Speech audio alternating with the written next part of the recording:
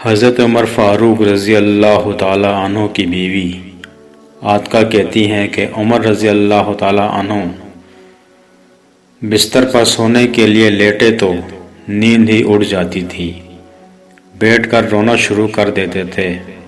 میں پوچھتی تھی، اے امیر المومنین کیا ہوا؟ وہ کہتے تھے، مجھے محمد صلی اللہ علیہ وسلم کی امت کی خلافت ملی ہوئی ہے، اور ان میں مسکین بھی ہیں، ضعیف بھی ہیں، یتیم بھی اور مظلوم بھی۔ مجھے ڈر لگتا ہے اللہ تعالیٰ مجھ سے ان سب کے بارے میں سوال کریں گے۔ مجھ سے جو کوتاہی ہوئی تو میں اللہ تعالیٰ اور اس کے رسول صلی اللہ علیہ وآلہ وسلم کو کیا جواب دوں گا؟